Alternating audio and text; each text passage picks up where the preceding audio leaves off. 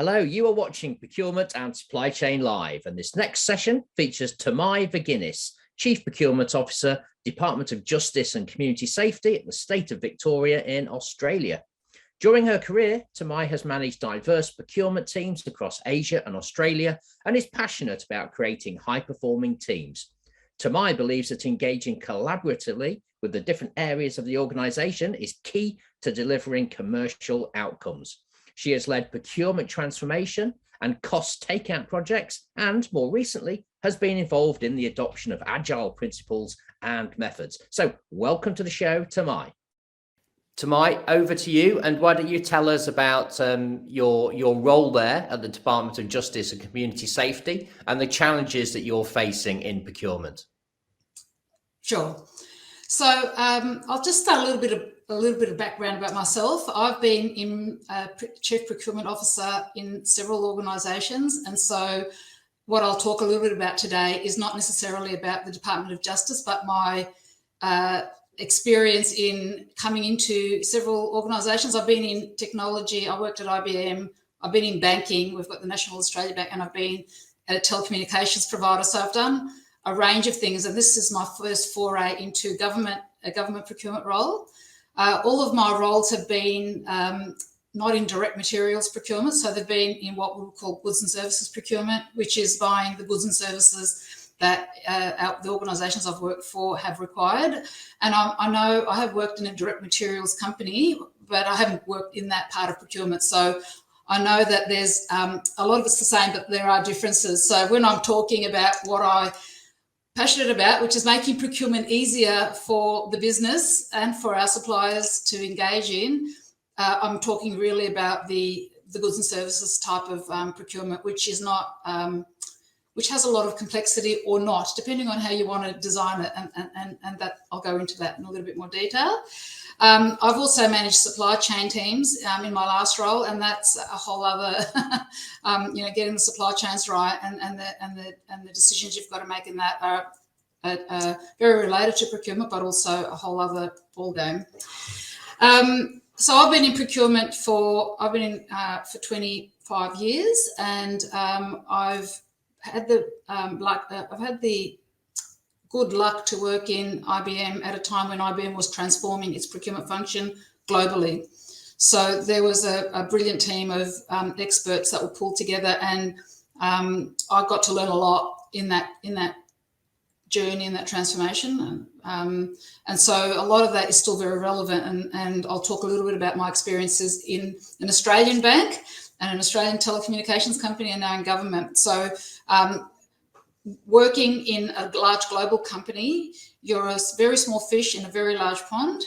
Once you come into being a country CPO, you're a lot closer to the executives, a lot closer to the decisions that are being made, a lot closer to the pain points that procurement creates, and therefore I've probably had more of a chance of trying to address those problems, and I'll talk a little bit about that.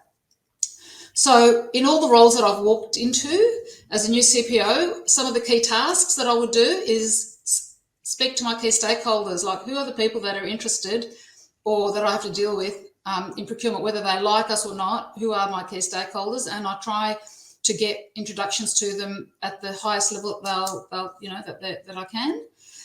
To understand what their perception is. And often their perception is, oh, look, we're not very engaged in the process, or we've got other teams that manage that. Or it'll be things like, it takes too long, you're too slow, the advice isn't consistent enough. And so that's the feedback often I get. I then try and work with my team, and who are often, it's the usual story, understaffed, overworked.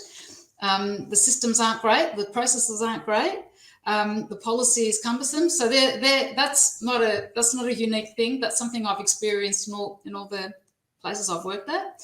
And then the next thing is, well, who are the main suppliers here? And more often than not, you've got the top 10 who do represent a significant chunk of the spend in the companies that I've worked with, often 50-60%. So you try and say, well, who are they? Who's buying from them? How robust are our contracts? So you start to do some analysis in there. But then beyond that, then you go, where's the spend profile? And I've been in organisations where they couldn't produce a spend price. The teams just didn't have access to data and analytics to tell me where we were spending money. So that one of the first things that goes off in my head when I say that is, how do I get the data that I need to know where we're spending money? And often it's accounts payable data, not necessarily category data that we can use to great effect. Then I'll say, okay, what are the pain points and what are the good things? And often there's some good things. I'm probably not focusing on those in this talk. And then what are the pain points? And people are very quick to tell you what the pain points are. And then from there, I'll go, what's my next 90 days? And there's a lot of consultants who are happy to help you pull together your first 90 days. And look, they've given me tools and things. And I think over time, it takes a lot more than 90 days to come up with what you're going to do next. But at least you've got a plan for what you're going to, who you want to touch and what tone you're trying to set in the first kind of 3 months, because that's your opportunity to make an impact. So then the strategy in the procurement function, what is it? It's, well, are we category aligned? Have I got categories of spend that I can address? If not, that's one of the tasks I'll usually set, raising the capability with my team, but also then getting the data and the tools we need to set up category teams. Then it's a bit like, well, what does my boss want? Well, my boss just wants savings, or the stakeholders there's often a savings agenda. And then the other part of my role is, but we've got to be compliant. I've worked for publicly listed companies and I've worked for government, and the procedures and the policies are pretty robust. There's audit and risk committees that they report to, and you just got to make sure that we've got, that we're keeping a track of how the buying's going. Are people aligning to contracts? Is there a lot of leakage? Is there any fraud? They're the things that, the areas that the money's going out the door. And a lot of the places I work at, more than 50% of the company spend is with the suppliers. So, you've got staff, but then the rest of it is supplier spend. So it becomes, the numbers are quite large, and there's opportunity. Part of my job is to not only travel savings, but also to look at fraud. But that's not what my stakeholders always care about. The people that we deal with on a day-to-day basis, they usually find their favourite procurement person, and where there's a good one, and they'll work with them, because once you find a good procurement person, then you just go to them for everything. But the feedback, and I've had Gartner run a survey for me in some roles, just to get an independent view. So it's not me running it, asking opinion, but it's kind of a third party running it through their models and tools, just to see what is it that they want. And I've called this, how do you make procurement buying easier? Because that's what comes back in the survey. Procurement process is too complex, and often the policy, especially in the government role, comes from a whole of government policy. So there's things that we need to do as a government that so for example, I have to worry about local jobs. That's a legislation that we're bound to. So there's things that we can't avoid, but so they're saying it's too complex. We just don't know where to go, and the rules seem to change all the time, and they're not applied consistently. It takes too long, right? I just want to buy whatever, most often it's a service or software or something like that. I just want to buy this, and I get different advice, and it takes too long. I don't understand why it takes me this long to get what I need. I don't know what contract or systems to use. I have to train. Often, if you want to use our systems, you have to do training. And in our private lives, I don't have to go training to use Amazon, or any of the suppliers online who I'm buying as a consumer. There is no training. The expectation in my private life and in everyone else's private life is, if I want to buy online, they're going to make it easy for me. But that's not the view we've got in a lot of the corporations that I've worked for. The view is no. It's the compliance to the process is key, and the buying experience they're just employees, so we're not going to worry too much about that. And then we say we want to collaborate with you. We want to be a trusted advisor and a partner, but we're going to make you run through this maze to get to the end where hopefully you get the product or the goods or service that you want. And that's and that's what I'm saying. Often they'll find the good procurement person and then they'll call them for everything. And the person will try and say, oh, no, I don't handle this category. That's not me. And they'll say, oh, please just tell me what I have to do. What's the instruction? What's the 1, 2, 3 instruction that I have to do? Like if there's a contract, how easy do we make it for them to find the contract? And how easy is it for them to raise a purchase order against the contract? They're just simple things. And then, by the way, the ERP or the P2P system, that the purchase to pay system that you've got to use to raise the purchase rec, where can I find it? Do I have access to it? In some cases, you've got to put a 12-digit string to figure out which cost centre it's going to go to, and people have lists printed on their workstations and at home that tells them, if I want to buy this service, this is the code I have to put into the system to get what I need. Now, if I had to buy clothes online like that, if I had to buy a vacuum cleaner like that, I just wouldn't buy it. You just, even in COVID, I think you just wait until the shop's open and you go back out and buy it. So if we want to be a strategic procurement function, this is what I say to my team, then people need to want to engage with us. If they're avoiding us because the experience at the transaction level is poor, then you're just going to get avoidance, and they'll avoid you on the big things. So I think that one of the things we've got to try, and then the suppliers, I won't even go into what it's like for suppliers to deal with us. One of the things we are doing in the Victorian government is creating a portal because there's 10 departments and a number of agencies, and the supplier feedback has been, well, it's like having to deal with it's like you don't know us, depending on which department we're talking to. And so there's a whole lot of activity now to get common processes and a portal, which would be great. And I'm sure others have thought of this. It's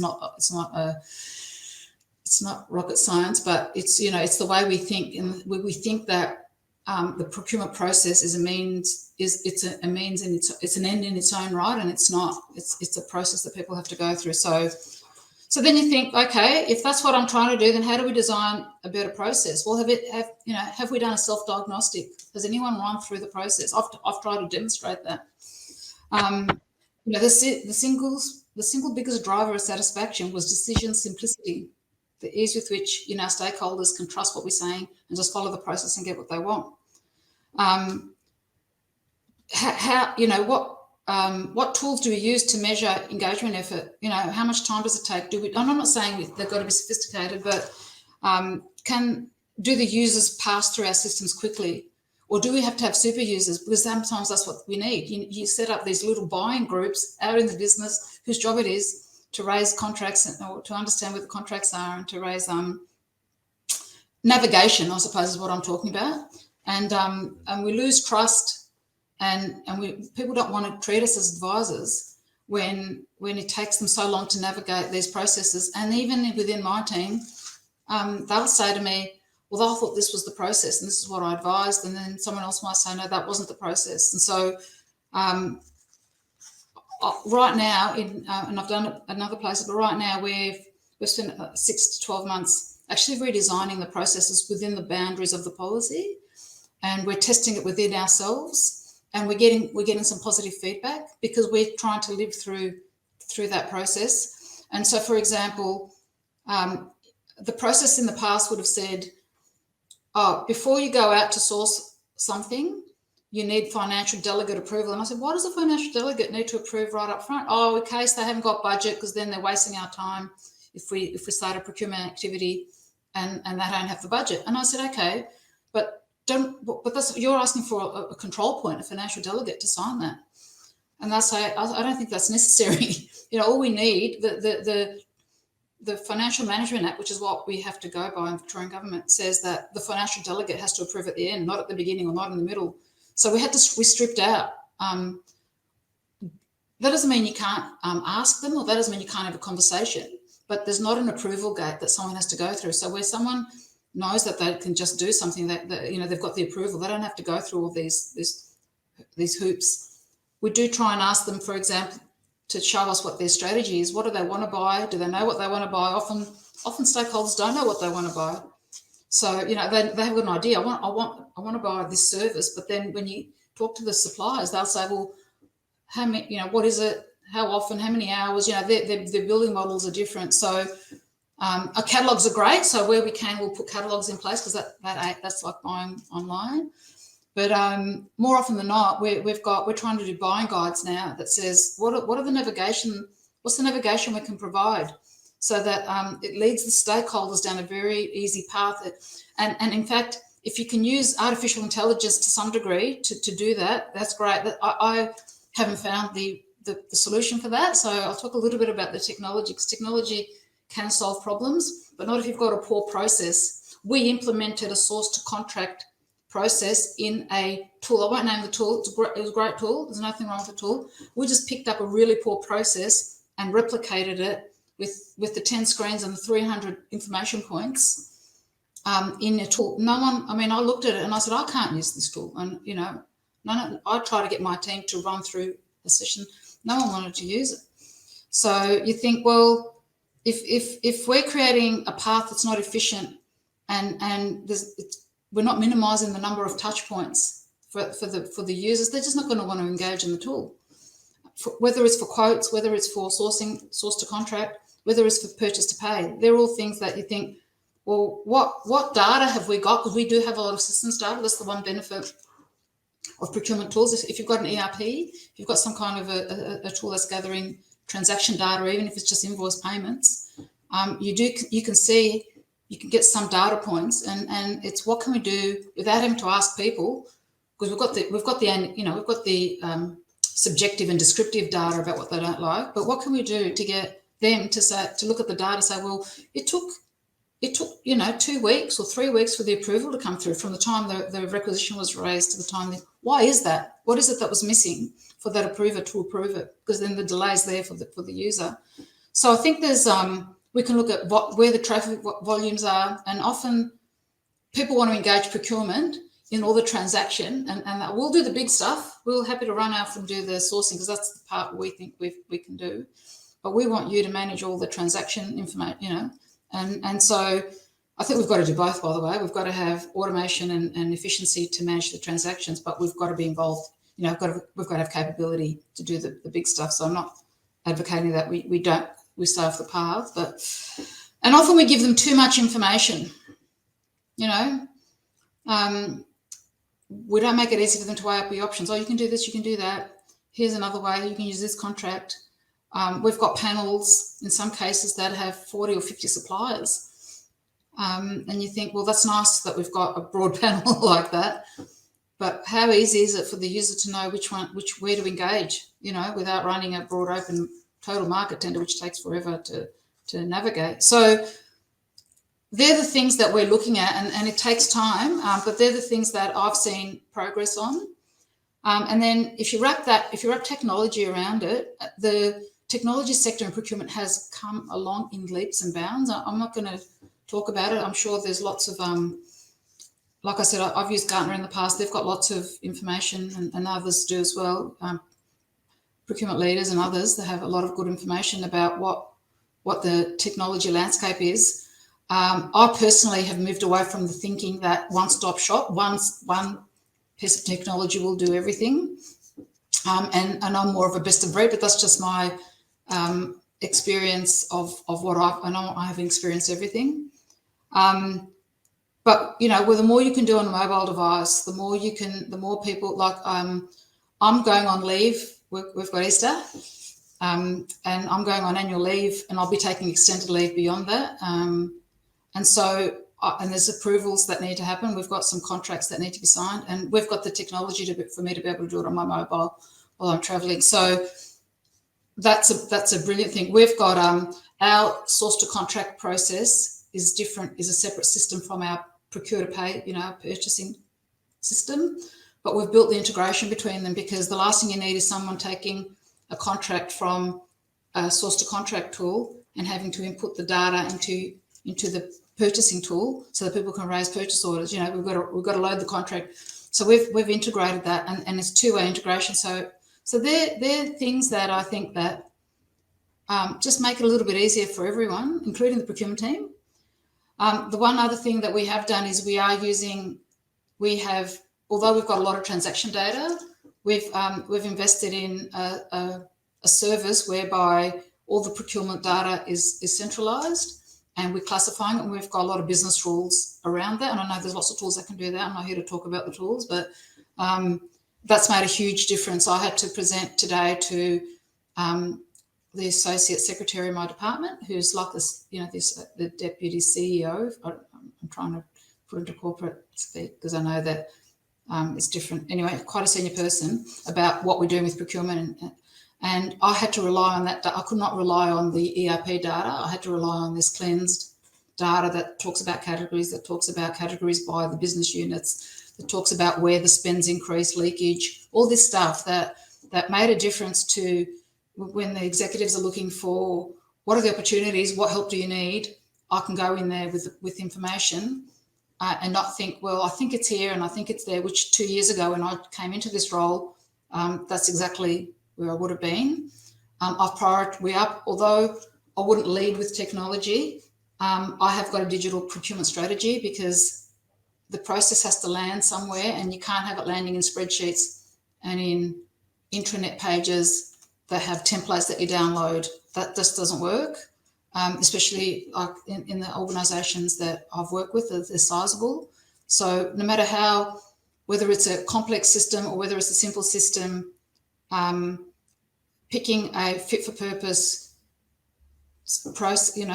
tools that fit your process is really important and worth the investment. So once you've got your lay of the land, then the next question is, have I got the data and is this efficient and is this easy? And never lose touch with your stakeholders, irrespective of how good the technology is. And so it's been very hard with COVID because there's been changes in the leadership team, and the person gets introduced to you in an email and you're not in the office and you can't see them. But I find that where there's an issue and escalation comes up really quickly to me, having a relationship with those people means they come to me and not necessarily my boss. This is just 101 stakeholder engagement. So I'm just going to leave it there. But the mantra for me is not just how do I do good procurement, but how do I make it easier for people to buy? And that's been the same in all the organisations I've worked in. That's all I really need to say. But if you've got any questions or anything that you wanted me to elaborate on.